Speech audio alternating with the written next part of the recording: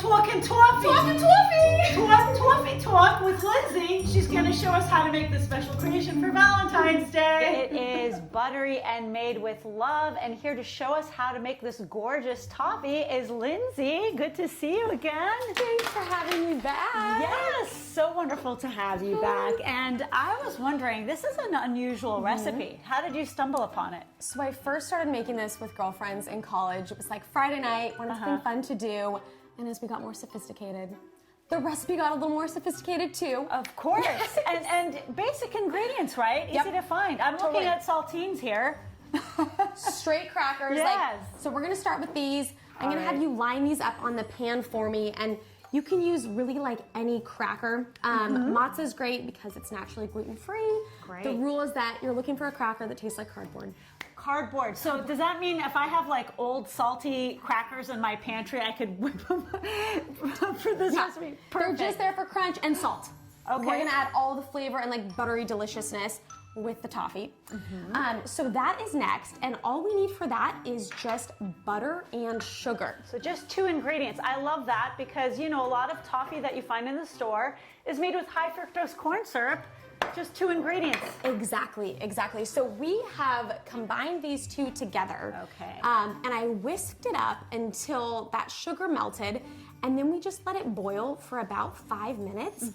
And I want it to come to a rolling boil, which means that the whole top is bubbling, not just the outside. So you don't need a candy thermometer. No candy thermometer. I like that. Simple. No like corn syrup, no weird stuff. It's super easy, but you do want to make sure that you get that nice bubble so that it really moves. And it smells like toffee already, this butter. I know. It's killing me. It's delicious. So So I'm going to just pour this right over top, and I'll have you grab that whisk right there and just. Oh yeah, we don't want to put that. So should we just guide it We're along? just going to pour all that deliciousness right over top. Okay. Perfect. Just pop that in there for me. Great. Beautiful. And then we spread it over top. We'll do this together. Oh, great. With our little spatulas. Let's do it together. Cover those crackers. And for the toffee, what was the ratio of butter to brown sugar? So it's my favorite butter sugar ratio, 1 to 1. Oh, that's easy. A whole cup of butter for a whole cup of sugar. That is 2 sticks of butter. We love to work with unsalted because we're gonna add our own salt at the end. Perfect. So just kind So of you're gonna bake this, right? What do you have the oven preheated to? What quick temperature? coating on here. We are at 400. 400? So I'm gonna put this in the oven. It's gonna bake for like 7 to 10 minutes, just until the kind of the toffee on the top starts to bubble a little bit. And if you want to pop that oven open for me, let's put that we've got in there. one that is waiting for us. Oh yes, no wonder the smell is so good. Pull that out. Beautiful. That looks great. So this is what it's gonna look like coming right out. You can see all those bubbles. So you don't even need to cool it off. Let's add the next layer, right? Exactly, so the heat kind of helps us. This is kind of one of those little food la la touches. Oftentimes you'll see this recipe with dark chocolate, but I love the white because it really makes our decorations pop. Can you use white chocolate chips? Okay, I am so glad you asked. That is, if nobody heard anything I just said, this is like the most important baking tip. I get emergency SOS from my girlfriends all the time.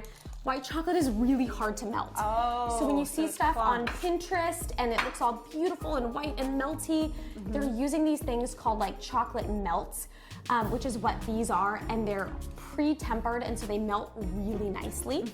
Regular chocolate, white chocolate will seize and get hard. So as you're spreading the chocolate, I want to talk about these unique toppings.